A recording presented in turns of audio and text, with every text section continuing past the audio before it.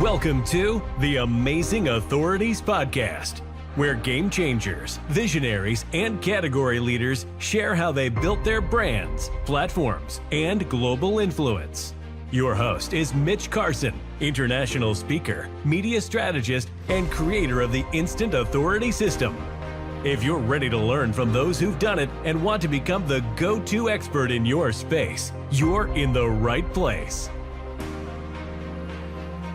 Adam Kingl is our prestigious authority today, hailing from the UK via United States. Now, he has lived much of his life in the United Kingdom, but he has an accent like mine because he grew up there. He can't help it. He couldn't shake it. He tried his best, but he's here today with us. Adam, welcome to the show.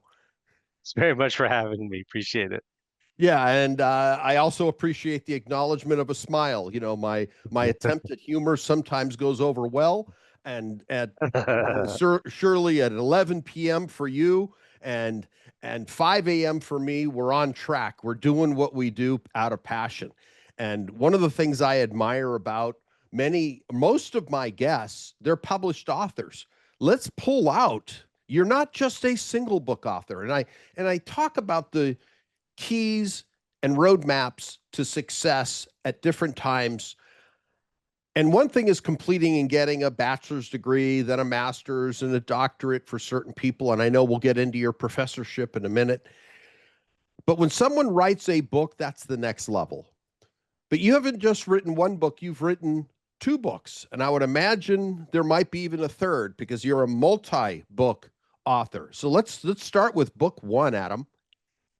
Book one, right? Well, yeah, it is. I mean, absolutely, they're labors of love, and I think there's an academic I really respect, a colleague who said the reason I actually finally will write a book is because if I see something happening in the world and I'm curious enough about it to get the answer, and a little desktop research won't give me the answer, I'll do the research and write the book, and so it really is a product of supreme curiosity, beyond our daily research or teaching. And book one was answering the question, why is it that young people in the workforce seem so stubborn, obstreperous, and disloyal? That's my pessimistic perspective. But actually, once I started doing the research, I discovered, of course, that generations are only the product of the environment in which they were raised. 100%. And so if we understand that context, then we can understand how better to engage them, retain them, manage them, collaborate with them. So that became my first book, which is called Next Generation Leadership. And it was published by HarperCollins. And advice to authors. Okay, here we go. Never have a book published in March of 2020. Oh my gosh. Oh my gosh. Had to work extra hard to achieve any kind of cut through at that time.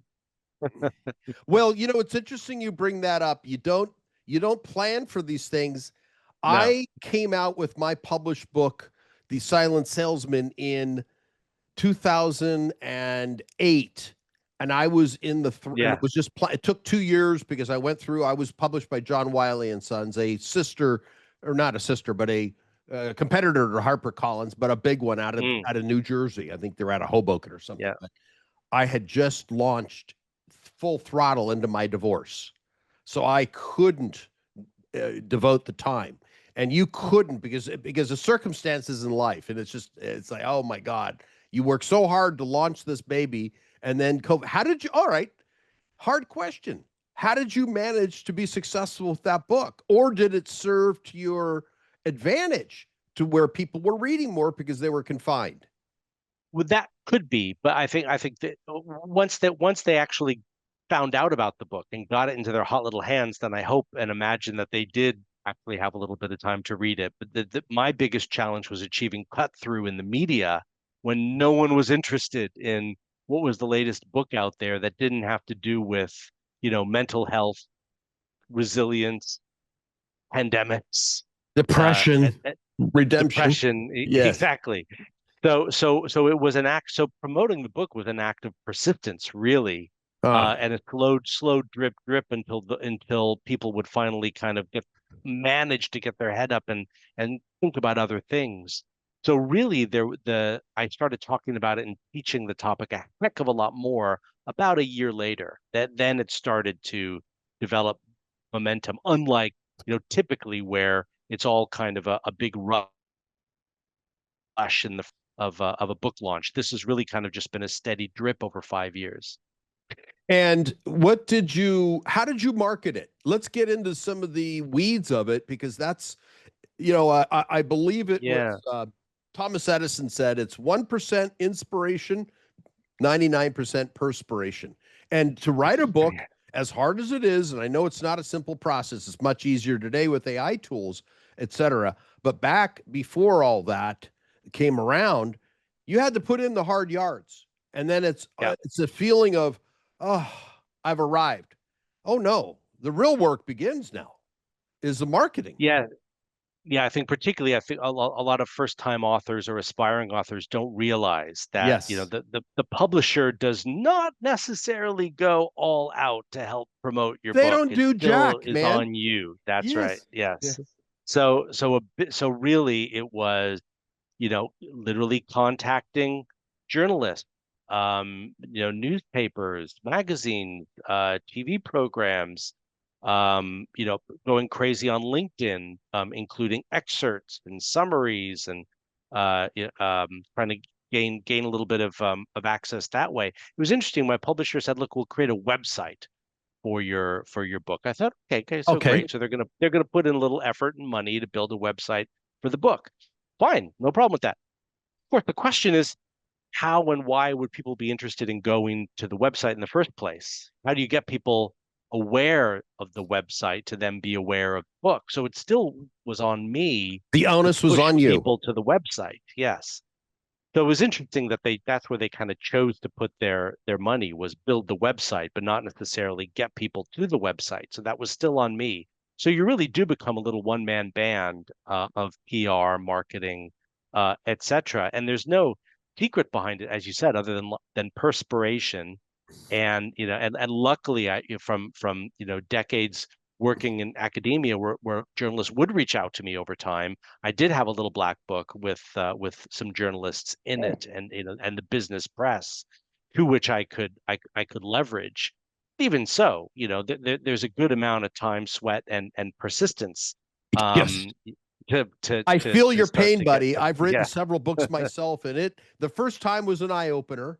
Then you learn a Hmm. little bit from your battle wounds, but let me repeat that if I may. LinkedIn, you did shorts or excerpts. Did Yeah, you embrace YouTube at all? I What did. social Yes. platforms did you use? Yeah, I did. I did some videos on YouTube, and then obviously also posted all those videos on my website. So then I would post a little summary to invite people on LinkedIn to watch the YouTube video, but also said, look, and if you'd like to read more about my media in the book, here's my website. So I kept trying to get people ultimately to the website where they would find out more about the book and then buy the book. Okay. Did you do a lot of guesting on podcasts during that time? No, because podcasts weren't quite so much in, I think, the zeitgeist. I think the it was really, as the pandemic progressed, that podcasts sort of took off as another kind of form of of consumption, Right. of media consumption. So it was a little bit early for that, where it wouldn't necessarily have immediately crossed my mind. Over time, yes. So this is where the drip helped, because I Okay. didn't give up on it. The podcast really started about 2022, and I'm still doing it, like, case in point, right? Oh, your own podcast. Oh, I was No, oh, okay. no, being a guest. Yes, Oh, so being a okay, guest on guesting on podcasts. Sorry, podcasts. sorry. Okay, Yeah, yeah, all yeah, right, yeah. got it.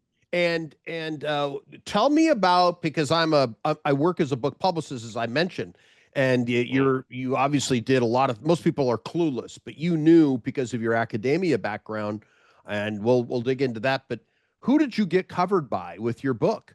Who was interested in reviewing you or interviewing you? Yeah, it was business press, and primarily local, UK and European business press. European Business Review, and then some other. I obviously contacted the press and communications departments in the business schools with which I work and Mm, asked them, who should know about this, and they would put me in touch with journalists, and sometimes those articles then wind up in Forbes, Fortune, etc. Which then means, of course, you bravo. could say, "Oh, I have an article in Forbes, Fortune, etc." Even if it's a secondary posting, Well, doesn't matter, right? yeah, well, it does I mean, it does help a lot. I can Yeah. claim I was in Forbes because I was running events. One of my attendees at one of my events in Dubai, she talked about her experience and my name was mentioned. So was I technically covered in Forbes? Yes.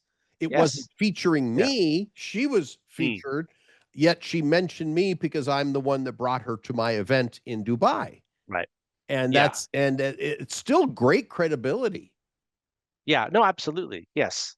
And of course, I think the other big area of publicity for the book are just doing keynote speeches at conferences, whether they're company conferences or external like industry or function conferences. Because then all of a sudden, you have an audience that's completely just engrossed in your idea for 20 minutes, 30 minutes, 45 minutes. And either two things happen, either enough of them are intrigued that a number of them buy the book, or on those occasions when I was particularly clever, convinced the conference organizers ahead of time to say, sure, I'll come and speak at your event. And by the way, could you buy a copy of the book for everyone and put that in their Goodie swag bag. bag? Yeah. Yeah. Okay, well that's a great angle, and then some people may want a second if you have it stacked in the back of the room. So you've worked Yeah. as a keynote speaker also. So the book led to keynote gigs because it was a fresh topic, or how did that? What was the Yeah, sequence? exactly. I mean, I knew that this was of a lot of interest in corporate life. The Uh, idea of, we don't seem to have loyalty, particularly among the youngest generations, that we used to. We think we tell me aren't about it. necessarily, Oh, winning the war for talent. So I knew I would probably be able to do to get speeches. Luckily, I'd already belonged to a number of speaking agencies, and now the book gave me the credibility to then talk about that topic, and agents booking me on those topics. And from what is the commercial argument for writing, particularly your first book?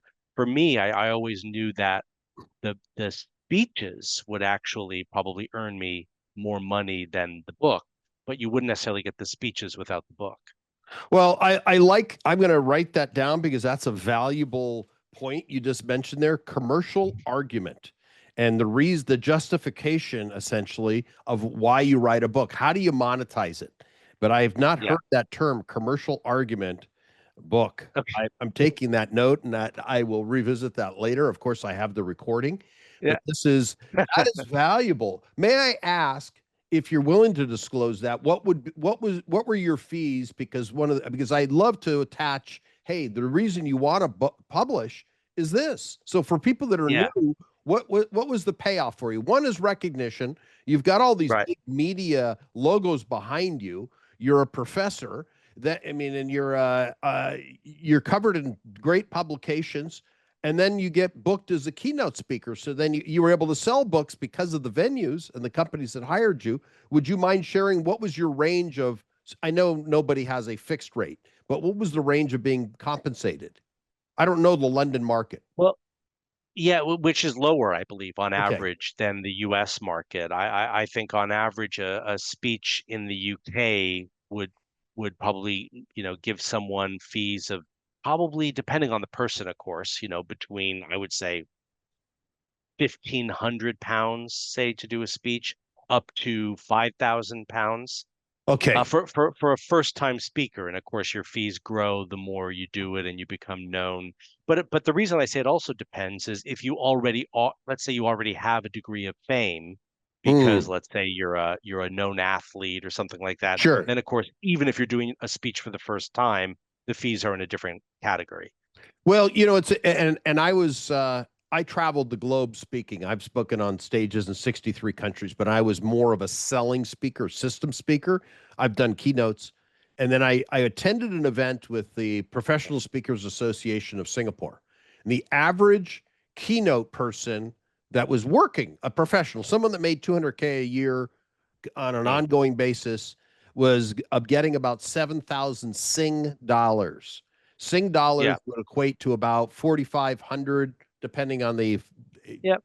yeah. And this is a pro. This is a person that is an author, has been in the media, has been out there, has got the Yeah. testimonials, a real pro. So the idea that, oh, I get 25,000 a speech, buddy, unless you're a New York Times best-selling author, that's not realistic, is been Yeah, my no, experience. that's not by any means the average. Yeah. So that's your experience and what I've just shared. You have two data points that are in the same range. So yes. Yeah, and the U.S., of course, is has higher rates, but again, the people that command those types of fees, or I don't work unless I get this amount of money, Yeah.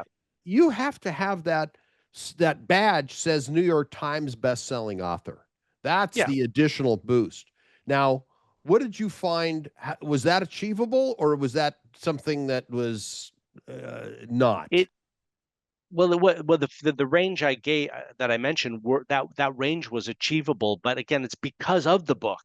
Right. I couldn't necessarily have just commanded those kinds of fees um, just by saying, look, I have a topic and I've done some research on it. Even that isn't as credible as saying, oh, and by the way, I have a book Oh, and it's been published major by difference. HarperCollins. Yeah, big difference.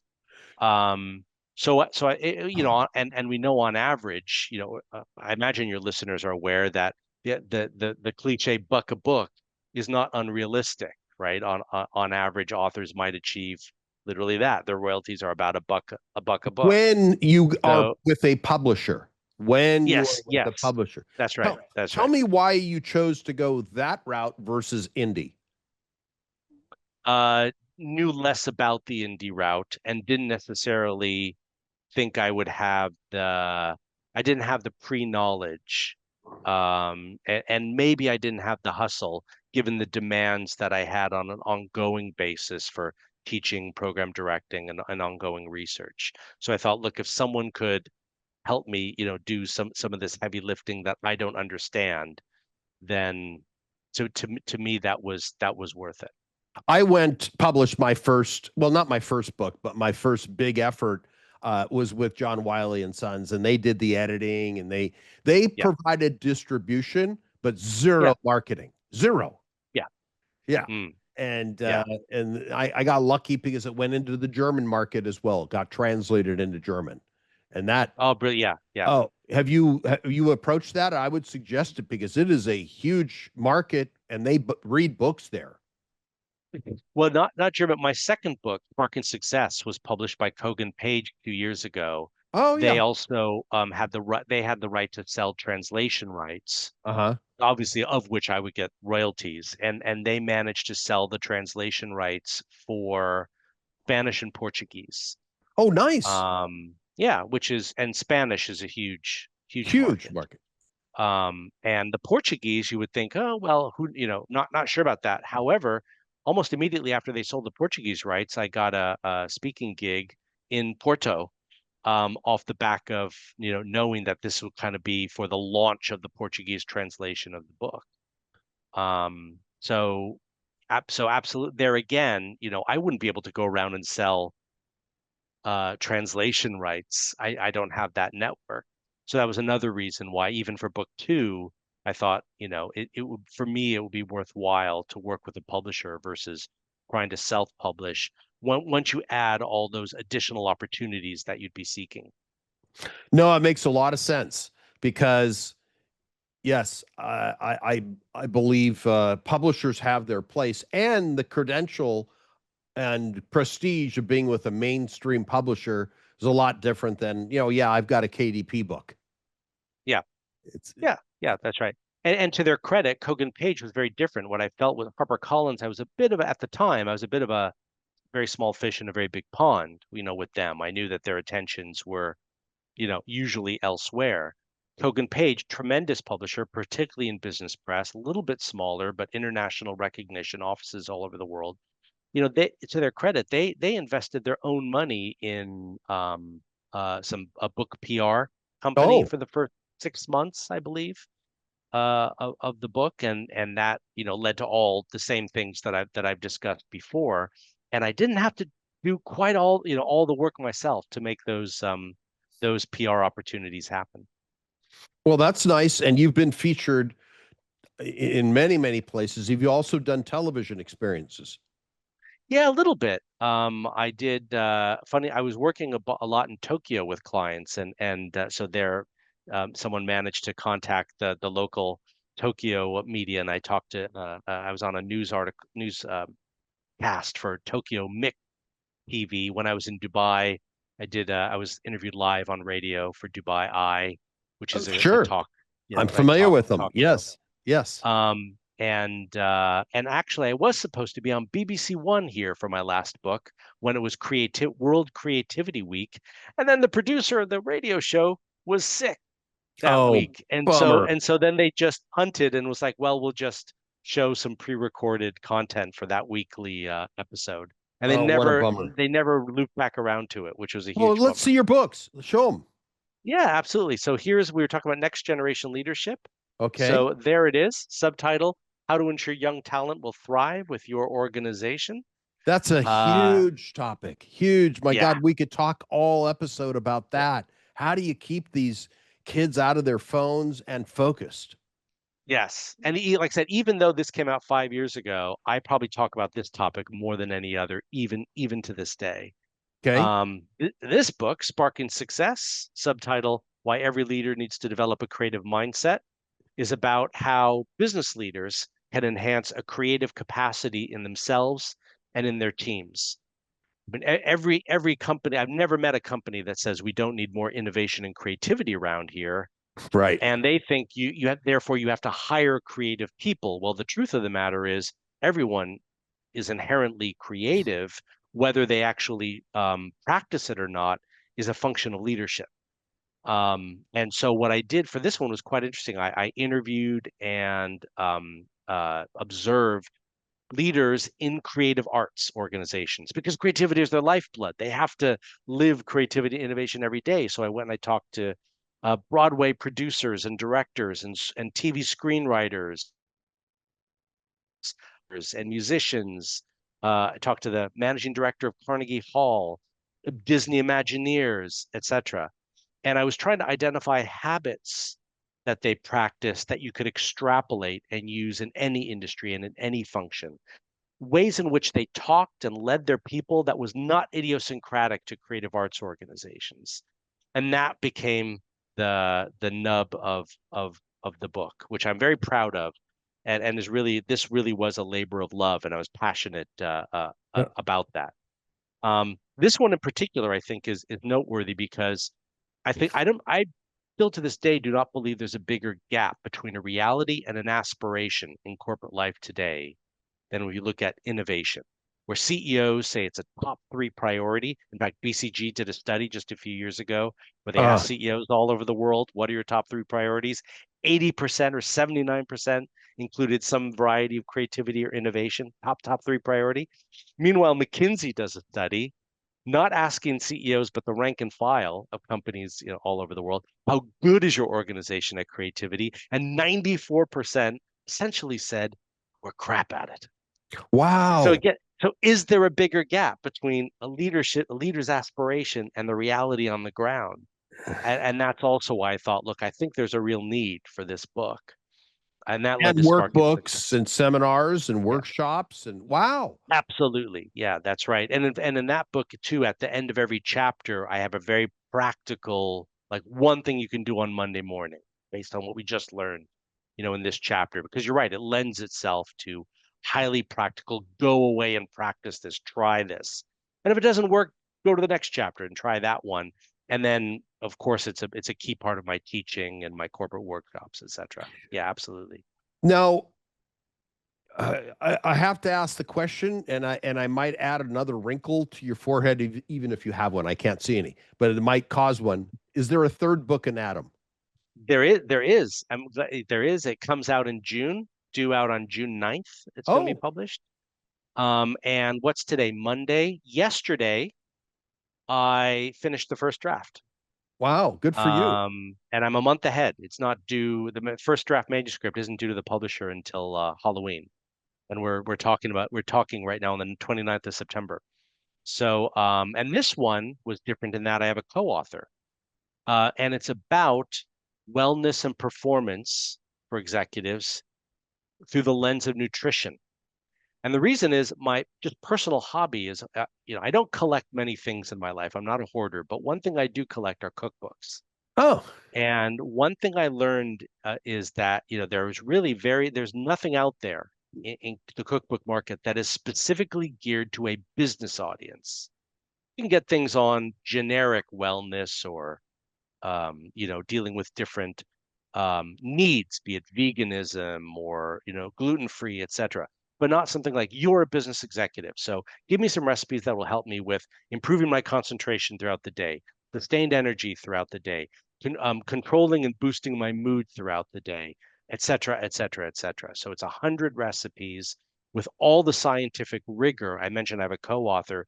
He's in the chemistry department at Imperial College London. So we have all the proof points, if you will, behind why if you have these ingredients, they will help these characteristics. And now here are some recipes that include those ingredients. So talk about something really practical, completely different, not prose at all, like beyond those chapter introductions and the science reviews. Then it's recipes. I've loved writing recipes, having been an enthusiastic consumer of them for decades now. I have a ridiculous collection of cookbooks in my hallway. I think I probably have enough books that I could open a cookbook store if I really wanted to sell them, but of course I never would. I hear a restaurant coming soon.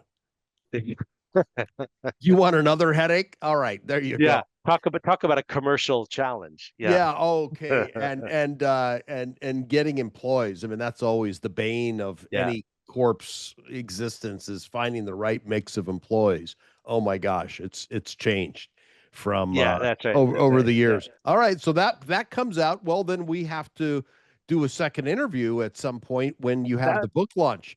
That'll be That'd great. Be terrific. Yeah, well, it's Adam, just around the corner. Yeah, it's called Executive Eat, the cookbook for a better working life. I love it. I love the topic, and I love to eat every day. So I'll have to consume that book when it's available. Adam, you've been a great guest today. Where can they get in touch with you? My website, which is simply adamkingl.com. It's just my name, ADAMKINGL. And that's where they can buy your books. And absolutely. Okay, and then it's available on Amazon, I presume, also, if they're of course, if they want, because shipping is always a challenge. But there is an Amazon UK, and which it's on every Amazon, I believe, that you can think of, plus any other online retailer. And every now and then, I even see them in a bookstore. Okay. Should any of your listeners actually frequent an honest to God physical bookshop? Oh my gosh, is that the thought? Or I do my best to support those bookstores, and I know I pay more than I would if I bought them through Amazon or some of the other carriers, but I like the opportunity to buy a book, sit down, and maybe have a coffee and read, and the whole experience. And I do my best to buy and support those independents if I can. I love a good independent bookstore. I'm still a passionate consumer. I really can't go to a new city and not try to frequent as many bookstores as I can. Well, you've been a great guest. Thank you so much for your time today. And we'll have you back again when the new book is ready. We'll cook up an interview.